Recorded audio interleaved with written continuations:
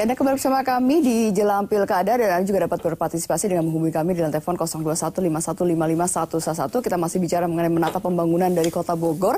Kalau tadi juga sempat disinggung mengenai pariwisata, karena ini menarik sekali gitu ya, bahwa Bogor ini bisa dijadikan sebagai kota wisata. Ya kota wisata lah, terserang aja setiap Sabtu Minggu tuh hampir 200.000, 300.000 orang datang, jalan macet di mana-mana. Ya, nah jadi itu pengelolanya. Ya, tapi sebelum saya ke sana, bagaimana wisata yang bisa menghasilkan pendapatan yang bagus? Jadi saya ingin singgung dikatakan oleh Pak Sugeng. Pertama satu, korupsi itu sebagai kultur katanya. Membangun kultur yang bagus juga tergantung struktur. Struktur yang membangun kultur. Struktur itu apa? Aturan, kebijakan, kemudian insentif dan segala bentuk aturan yang bisa membangun sebuah perilaku baru. Contoh sederhana aja. Mengapa orang mungkin tidak maksimal bekerja di Kota Bogor? Satu, TKD-nya rendah, tunjangan kinerja daerah. Artinya orang termotivasi, ibaratnya jangan sampai rajin, tetap sama aja. Jadi menurut saya banyak potensi pendapatan yang bisa dikelola Kota Bogor. Tadi transparansi dalam pengelolaan parkir.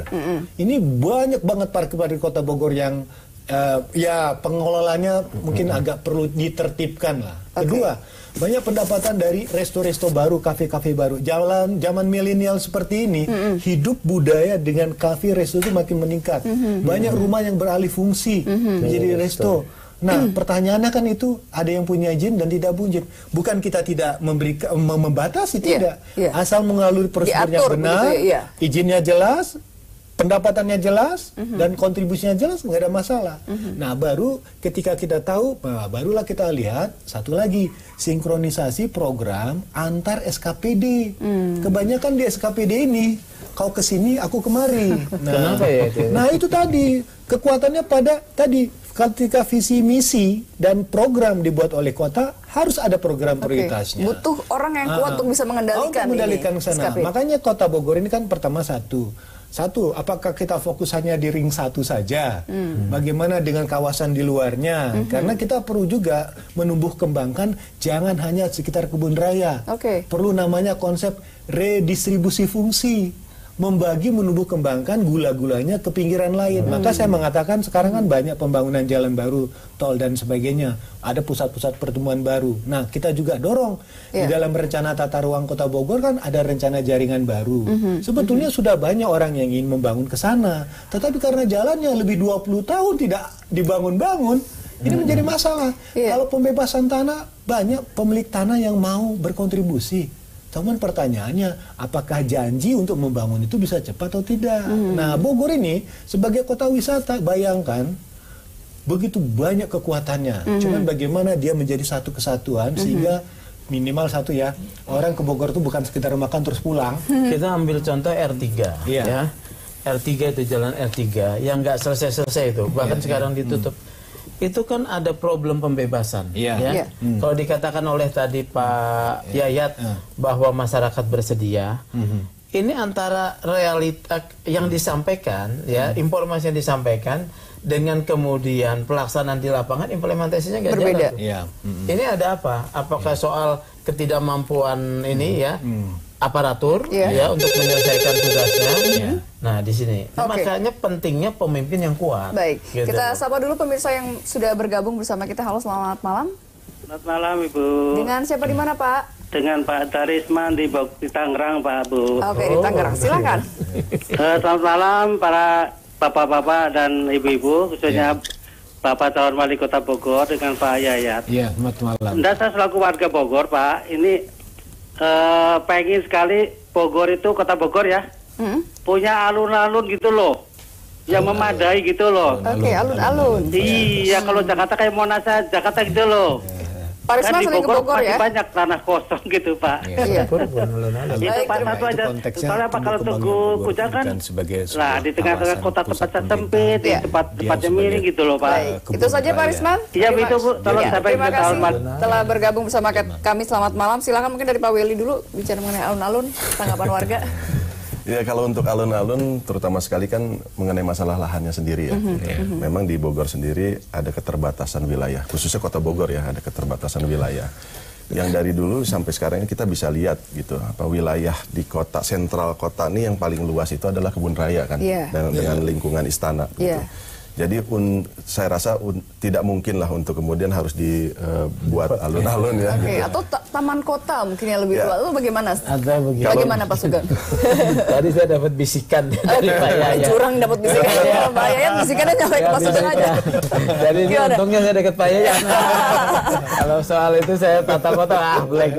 Katanya Kota Bogor itu memang tidak didesain sebagai kota. Okay. Yang seperti konsep alun-alun itu pusat pemerintahan kan konsep alun-alun adalah lapangan yang dekat satu existing dengan pusat pemerintahan. Ini kan memang Bogor tidak. Kalau menurut saya ya yang sudah ada taman-taman itu digunakan, diberdayakan untuk tempat perkumpulan. Orang berkumpul. Tidak jangan sampai sudah ada taman dilarang diinjak tamannya ya. Hanya cuma dilihatin aja ya dari jauh ya. Bahkan ada itu sebetulnya tempat taman ekspresi. Ketika seniman-seniman menggunakan, saya mendapat keluhan dari satu seniman KPJ.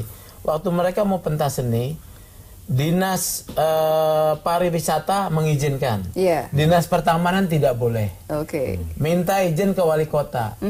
Sementara ekspresi seni kan harus diwujudkan. Nah, ini betul. Kita nggak usah bicara alun-alun lah. Kita bicara ada ruang sudah atau ada wadah, lapangan, wadah yang sudah ada sebagai tempat ekspresi warga.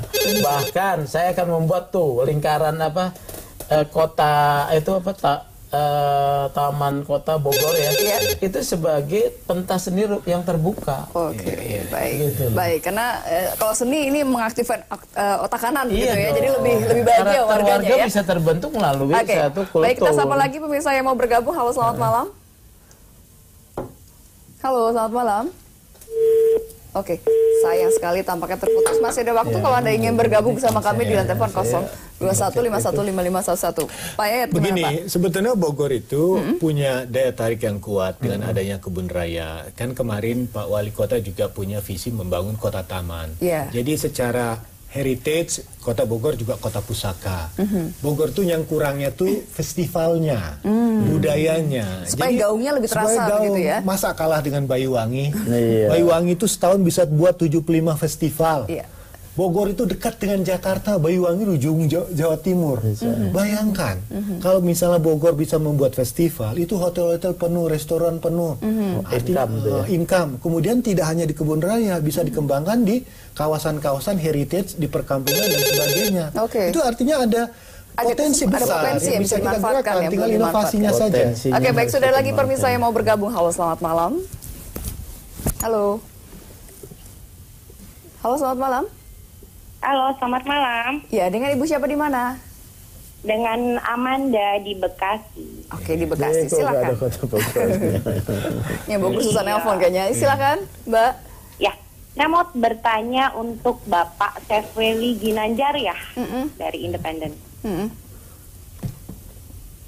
Halo. Iya, silakan langsung saja, Mbak Amanda. Ya, saya ingin tahu visi misi ke depan untuk kemasyarakatan Bogor itu apa ya? Untuk Bapak Sefweli yang terhormat. Baik, terima kasih. Hanya ke Pak Weli aja ya, nggak ke Pak Sugeng ya. Baik, Mbak Amanda, terima kasih. Nanti akan dijawab usai pariwara.